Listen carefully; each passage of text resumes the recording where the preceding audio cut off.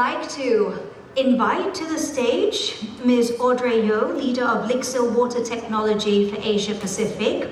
Now, she's been with LIXIL, or she joined LIXIL in 2016 and was appointed to her role just this year in April. She's responsible for leading, developing and accelerating LIXIL's water technology business across Asia Pacific, a region poised as LIXIL's future growth engine.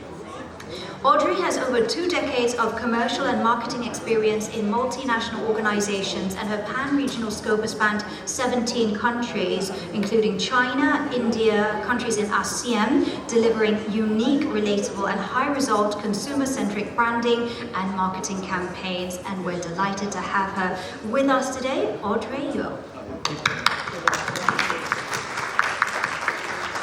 She'll be here shortly. All right, we'll move on to the next speaker, Ms. Ryan Chu, ESG Strategic Services at Colliers, Taiwan.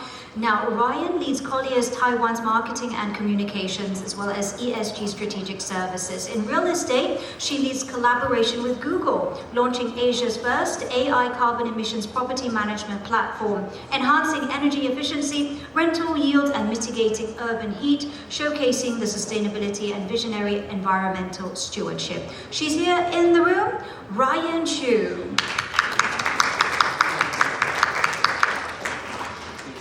Mr.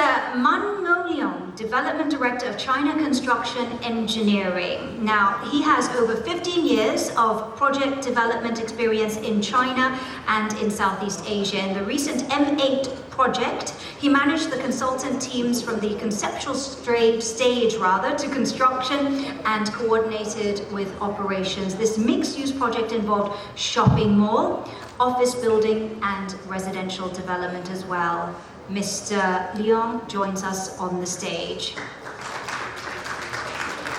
Next, Mr. Leon Chiu, Asia Region Leader of DLR Group. Now, Leon is one of the leading members of the international business of DLR Group, a well-known American architectural design firm. He is a national first-class registered architect, professor-level senior engineer, senior member of Architectural Society of China, international member of American Institute of Architects, and many other experience he brings with us. Now, he's worked on many different types of architectural design, winning national and provincial awards. He is actively committed to the promotion of zero carbon green construction technology. He's already taken his place on the stage.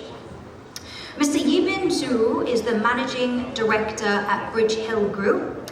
He has more than 35 years experience in the property development industry, and Bridgehill is based in New South Wales, Australia, and is a multiple award-winning property development firm who believes in going what they term beyond development. And the company is proud to have delivered over 1,800 successful apartments with a combined value of over $2 billion. Ladies and gentlemen, our IPAX Talks Development Panel.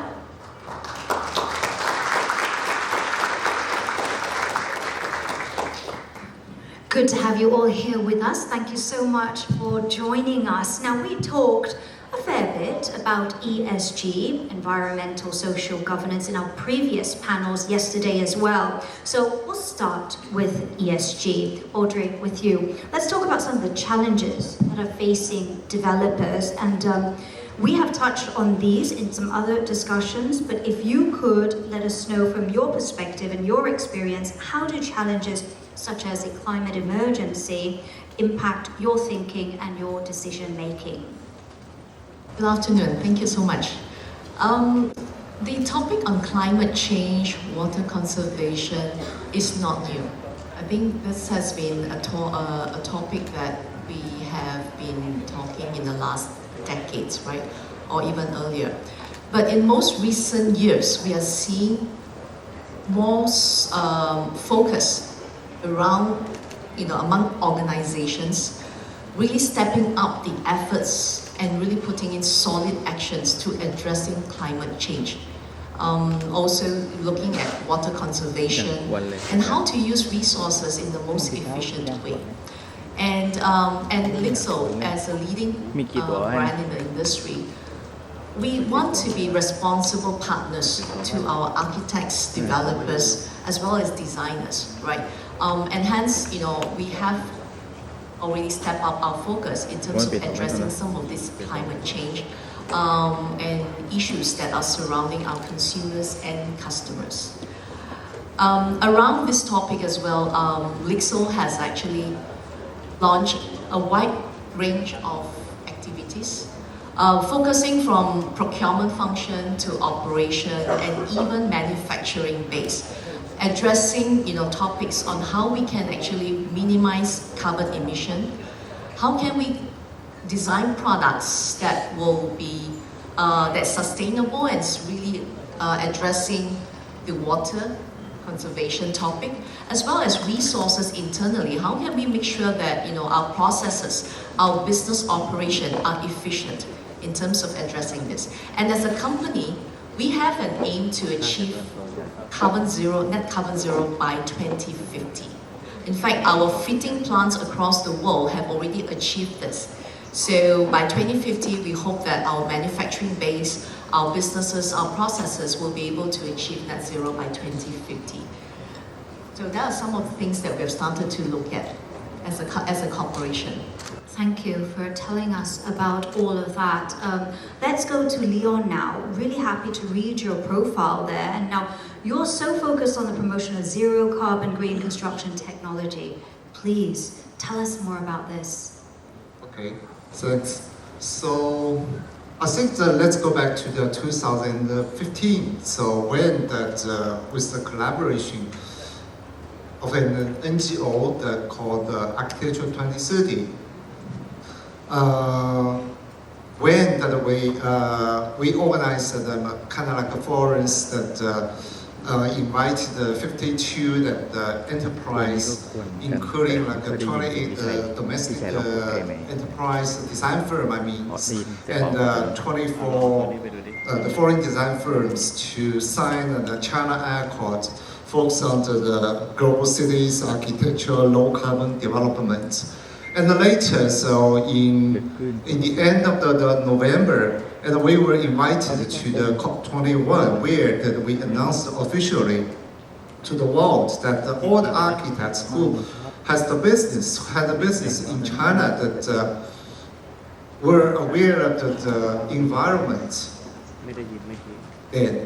So that's the effort. Of course, in the following years, in 2016, that CECA, meaning the China Engineering and Consulting Association, the only official association of our industry in China, and established a kind of committee called Zero Carbon Promotion Committees. And since when that we did quite a few efforts to promote the zero carbon net, this kind of strategies in the architecture design. Thanks. Thank you. We don't have much time and we do have a lot to discuss here, but once again, I would really love for the speakers to hear your thoughts and get some questions from our members in the audience here. So please, if you do have any, just raise your hand at any time. I'll quickly go on from one question to the next. Now this one, basically, it's not just this industry, but it's about almost everywhere. Everyone is now sort of leaning more towards being very conscious about climate change, taking action seriously. Ryan, what can we do to offset carbon emission, decrease carbon emission, especially when it comes to real estate and development? Actually, I have to explain why I'm sitting here today, because Colliers is a green management's like a green top management real estate company in this world. And now we're facing a very serious climate change that in the climate crisis field, like oil, like gas, or like natural gas or coal has led to increased greenhouse gas emission and global warming. Without intervention, that our planet could become uninhabitable by 2 and 100. So maybe that to come back with this, we must reduce carbon emissions and be specialized temperature below 1.5 or to 2 degrees. But unfortunately, we already passed the 1.5 degree last August. That is a very huge damage and risk to our environmental and our sustainability, that to running our business, to bring out our living and to our next generation. And in Colliers, we found a very tremendous way that we co-work with Google. Actually, Google is fantastic in AI platform, and they design for semiconductor in Taiwan, and which they are brilliant and very efficient.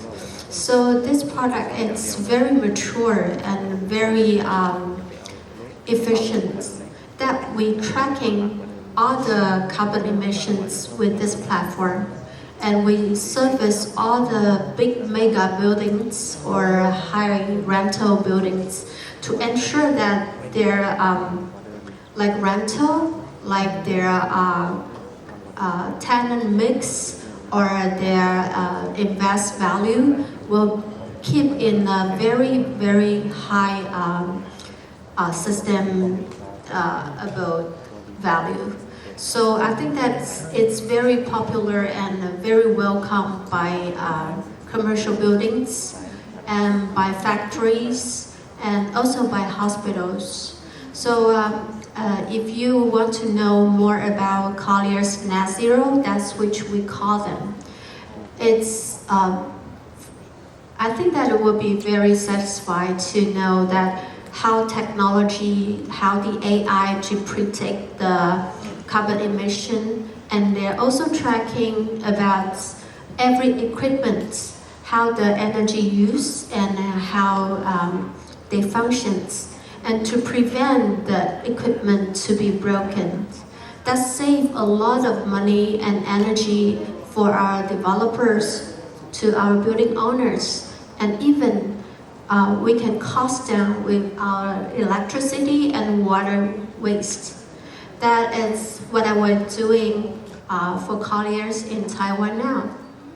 Excellent. Now, what's really key is, setting those technical standards for green buildings as well as materials, and the existing green buildings. It's also very important to continue to constantly improve the existing ones as well. Let's quickly go to Yibin. What about you? Can you please share some concrete actions, please, on minimizing environmental impacts?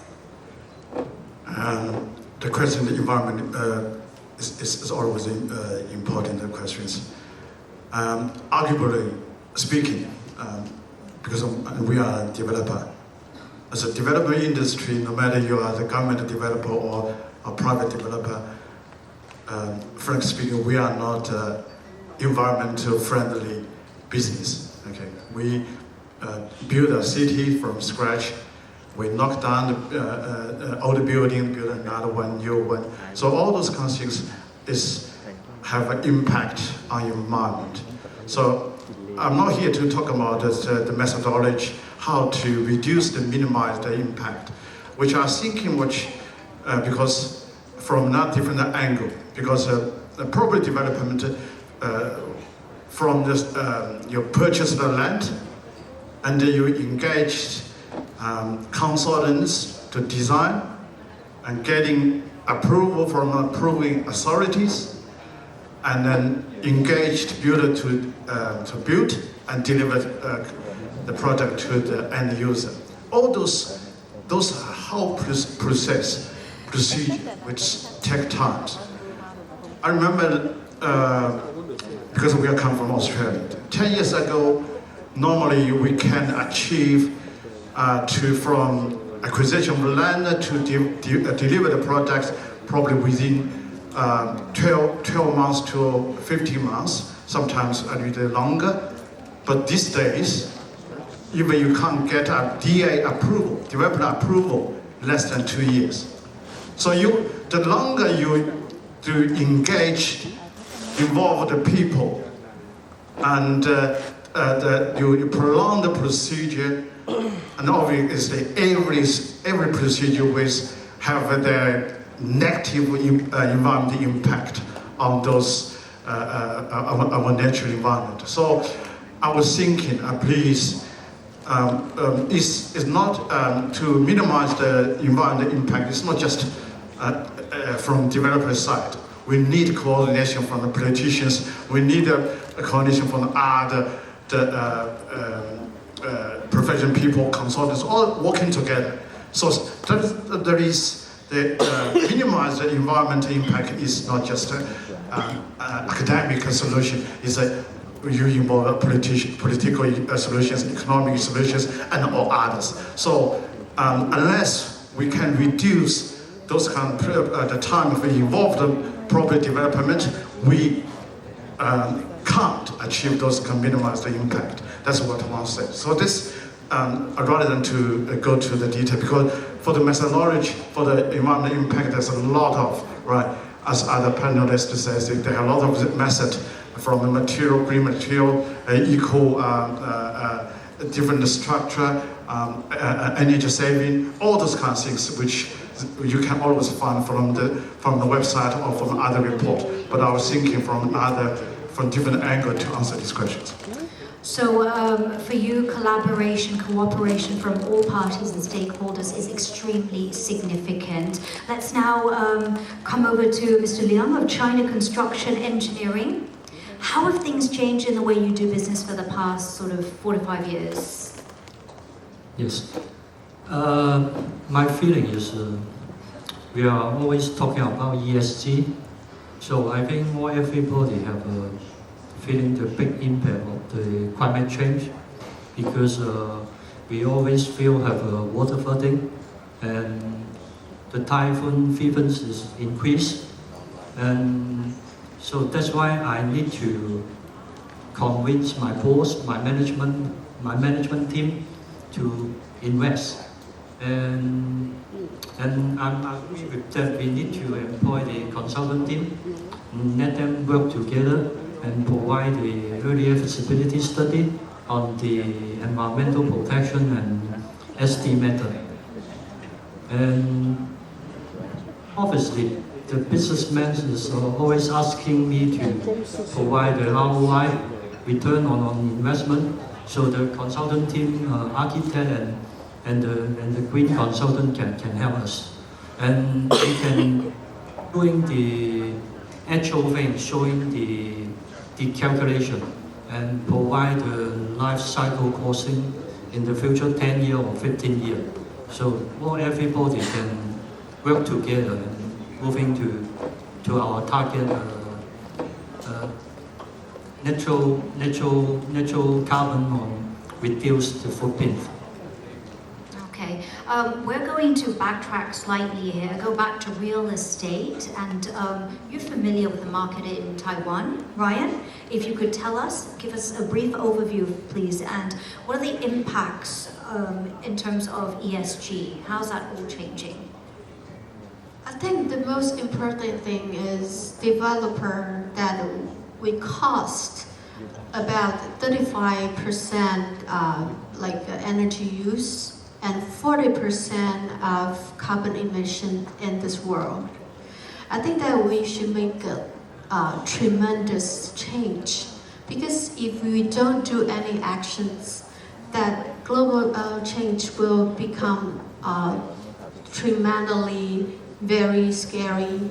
And now that we are thinking about how to top down all the ESG topic, just like we innovate with the Google platform, and we launch them, and we just visit every insurance company and building owners, because we want every building wants to use the lowest price to decrease their carbon emissions, and they can manage how they use and how to cut down, how to utilize the energy. So for me, it's not only about the number, it's the environment that we live in the environment that we are persuading that for a better world. I think that in Taiwan, we have that sense of ESG. We are not going to say that it's part of the government's job. We are saying that it's our own duty because we are developer, we are real estate, we are the contributor of the carbon emission in this world. All right, now in terms of ESG, we've really focused a lot on the E in the ESG, the environmental side. Let's go and talk about the S, the social aspects, the social elements. Now, Yibin, can you give us some examples of how you are incorporating change to make a social impact? It's very important because we live as apartment developer. I will do some things. A couple of years ago, I go to Western Australia, which is invited by the Western Australian government, ask Bridgehill to go to extend our business over there. And I have a survey, short survey, the street survey. And the majority of people which are asking, what kind of dwelling type you prefer? 9 of 10, they prefer separate individual housing. Those are low density housing. But we are high density developer. So I was thinking, what kind of, is because that's the industry which is the biggest challenge is how to marry those low density culture to the high density demandings. That's a very challenge. So obviously to change this pattern, right? For example, in Australia, the apartment prices, which is half, in some area, which half the individual house prices, and the cost itself, which is not so high. So that's the challenge. And I'm thinking, how can do that? So we try to bring our idea to the apartment design, and which, for example, currently, which is I think yesterday we have a win award project Arbor, and we have a single instead of a single block of a high-rise building, we separate them. We make a different segment, right? So you can bring the sense of community inside. Because in the street side, the housing, the horizontal connect each other, so, which are called the horizontal communities. But in the apartment, it's always the vertically linked. But how can to bring all those the horizontal communities into side the design, and it will create a cluster home. The cluster home, which is obviously, which is quite, is not quite new. It's back to many years. The cluster home is like townhouse, villa house. They're all cluster home. And then you bring those concept to the apartment design, and then you can let people can choose it. So you can become different zoning, and also, which we change the concept called elevate the sky home rather than home. So that means you bring a lot of traditional idea, traditional culture to the new development. So can quite interesting. Another thing, because the COVID-19, which gave me a lot of lessons, because we are restricted, we be forced to stay at home, very tiny space, right? Because the cost, affordability, which is part of the social impact as well, and it's very expensive. I remember back to 35 years ago, I come in Australia 36 years ago. At that time, 80 grand you can buy a very large house, right? And now these days, 80 grand you can only buy a kitchen or maybe a bathroom only. So with limited space area, how can you utilize to accommodate the modern needs? That's a social request, the questions, because we all need to answer. So we create the concept called convertible apartment. So the idea is how to borrow the daytime use to the nighttime. Borrow the daytime space for nighttime use and borrow nighttime space for daytime use. So you create, because the current design, we got panelists, we got architects itself. I'm an architect's background, so originally. And then our traditional design always we buy a space, the space was bordered by walls, the party walls, and we physically subdivided different zoning, physically, permanently, which label as bedrooms, bathroom, kitchen, living area. Think about if it's 50 square meters, one bedroom apartment, by so many divisions, and you can left only tiny space, which you can't use during. A lot of people have a same experience during COVID area times, which husband want to study area, wife want to study area, and the kids want to study as well. And where does space come from? So, which we have to be forced to thinking, how can design a flexible space? So let people have a final say to, that time I don't want a bedroom anymore, right? So the bedroom can be used as a study or as a living area, or even as a ballroom meetings area, right? Because I'm the managing director. Very interesting there. So you're really bringing this idea of a flexible space. Yes. I think that's going to really spark some ideas among the members of the audience here. Ryan, you wanted to add something to that very quickly before we move on to light. Yes, actually that Colliers has done so many social events around the world. I'll point out 2 points for your reference. Like we adopted 100 million bees in the top of the roof building of our management. That we increase the diversity of the living creatures, and we also bring a tremendous and fabulous image to the clients, because on their building roof, the bees is separate the honeys, and they deliver like a gardener, everything. So it's more multifunctional. And the second point is we bought a hotel in Milan, and increased that we have to do ESG. So we collect all the furniture and every equipment, and we donate to Ukraine. Yeah, that is S, right? That's what developer or real estate should do, because we are really connected to the S. It's not the regular or formula. It's what we do, and we think about the relationship between people and the environment.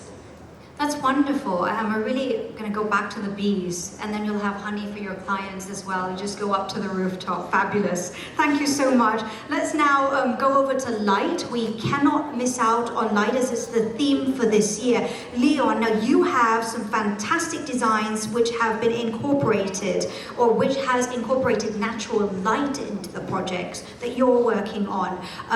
One comes up to mind, and that is the Long Beach complex. Can you please tell us about that? I wish we could see it as well, but you can Google that. Long Beach Complex. Tell us more. Yes, thank you. So first, let me give you a very quick introduction about the Long Beach. The Long Beach is a large development located in Shanghai, the Baoshan district, located at the mouth of Yangtze River. So it is kind of like, I call it the west gate of the Shanghai, the city. So, speaking about the light, it is always the factors I think that the architects that are interested prefer to use. So for this design, the project, I think that the original idea is from the. Of course, there is quite a few components of this project we did. It includes the concert halls, office buildings, office tower, and the hotel tower, and retail, quite a few things. The original idea is from the Chinese traditional tale of the Monkey King.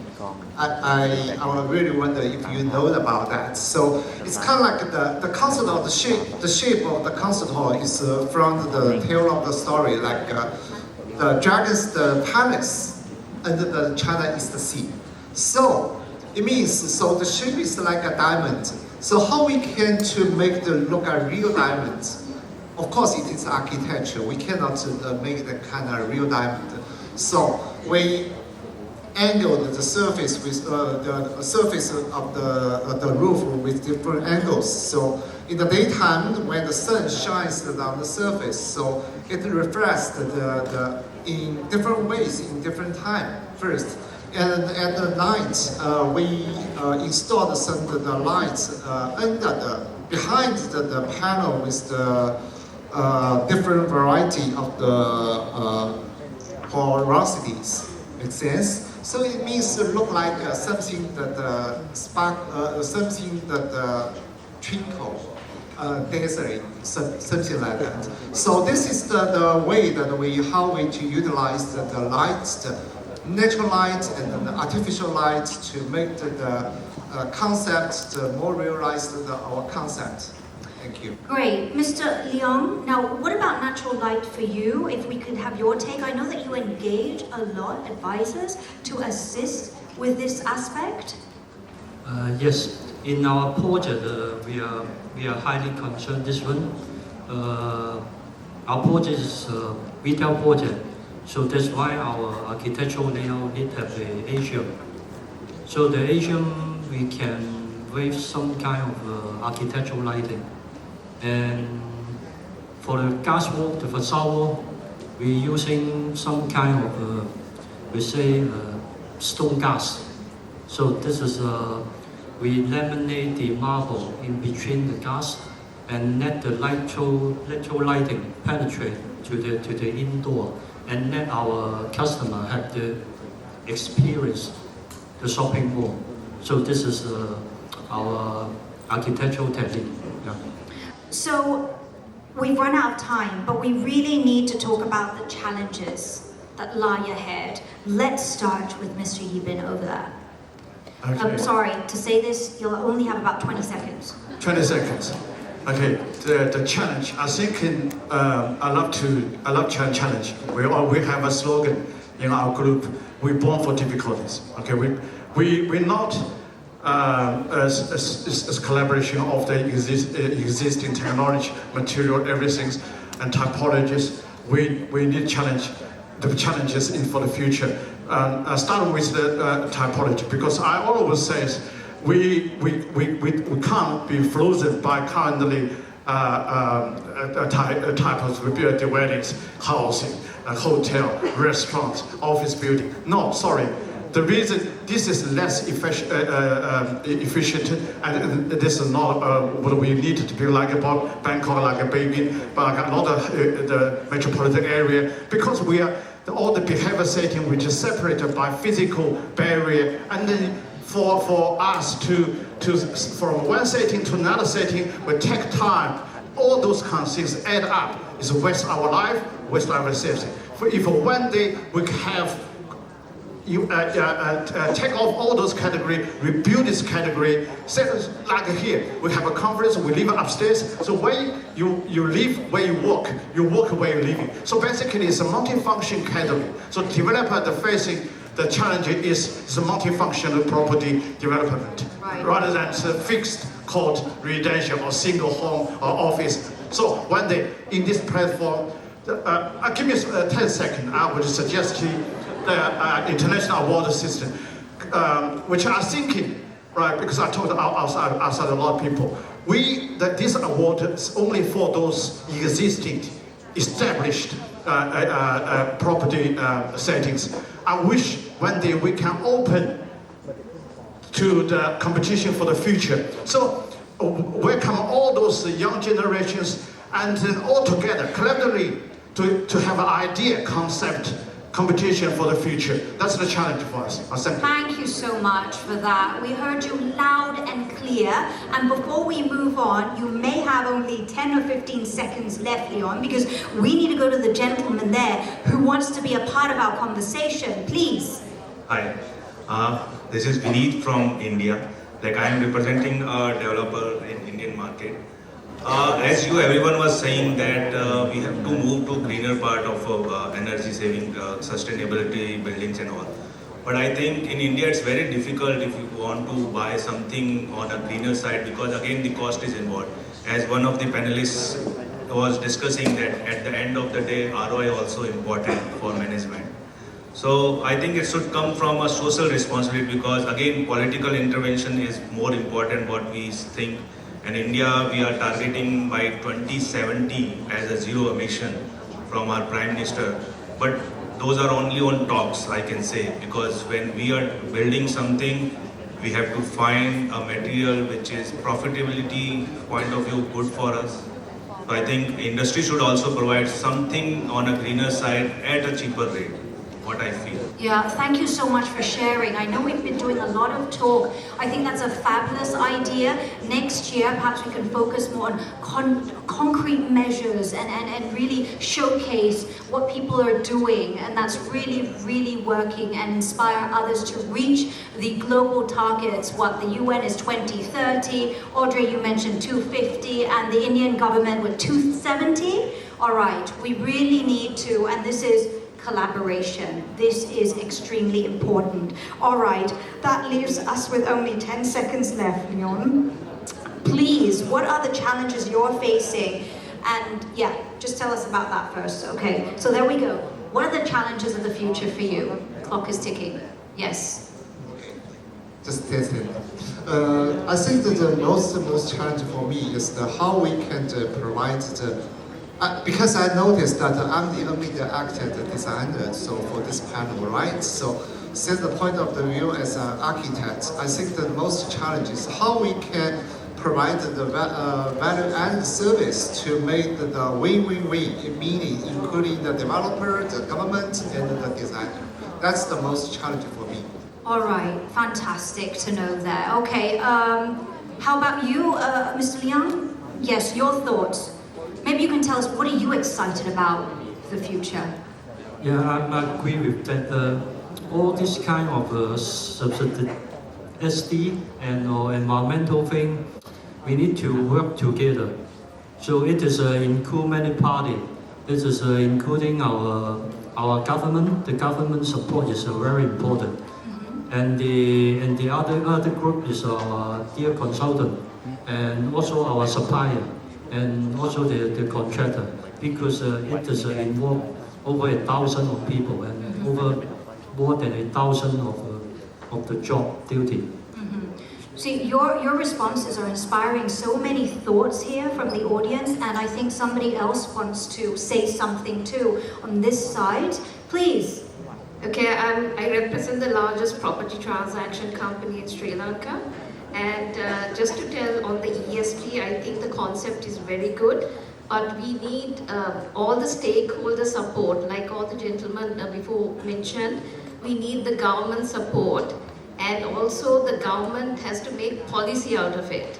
That's what the Sri Lankan government has, actually we had a climate change conference with the IFC and the World Bank, and that's what our Prime Minister decided to do. They wanted to make policy out of all the developments, the bigger developments that are about 150,000 square feet and above, has to adhere to certain green standards. That is how we can meet the mitigate climate change as well in the future. I'm sure everybody here will absolutely agree with you on that point. Thank you very much for sharing. Our colleague, our friend from Sri Lanka, Ryan, you're not going to get angry at me, will you? Because I'm sorry, I'm going to have to skip you because we've really run out of time. I'm just going to go and wrap things up here with a question for Audrey. What are your thoughts about the near future? What's the most exciting prospect for you involving development? All right, I'll make it quick, yeah. At LIXIL, our brands are united in our core purpose of making better homes a reality for everyone, everywhere. And our development team focus on addressing global mega trends within the health and wellness space, sustainability and urbanization, right? So since the topic today is on sustainability, so what's happening behind the scene for the LIXIL group, right? We are looking at addressing how can we come up with product solutioning that will really create an impact to the environment, and also enabling our consumers not to feel that, not to have that guilt conscious of using our products. So I give you an example. We are now exploring the possibility of creating a circular economy, including like cradle-to-cradle certified products, kind of replicating how nature ability to regenerate, to ultimately create that recycling, opportunity. Another project that's interesting also for me to kind of share is that, we all love to shower. We spend sometimes 5 minutes to 1 hour under the shower. And I know that a lot of consumers are feeling very guilty about it because, the amount of water that I'm splashing on myself, right? So we can't control that. And there's no way that we could come up with a shower system that only deliver 1 liter per minute. So you will not get that pleasure, right? But we are looking at now, how can we actually design solution that goes behind the wall? What if we can create a recycling system where, you can shower as much as you want, use as much water as you want, but it gets recycled, repurified, and reused. So something that it's for us to reflect, what are the little things that we can do to help our consumers, to not feel guilty about using water. And I think this is something that we together, the project partners, architects, designers, developers, and LIXIL, we should continue to engage and really work together how we can actually build a future together. So co-create our solutions together. That's what I would add. Oh, I absolutely love that, very much indeed. So delivering products, services, developments for the consumers in hope that they're feeling guilt-free. So I'm waiting to be a guilt-free customer. There we go. All right, ladies and gentlemen, I think we're going to have to wrap up. There's a big round of applause. Oh, and by the way,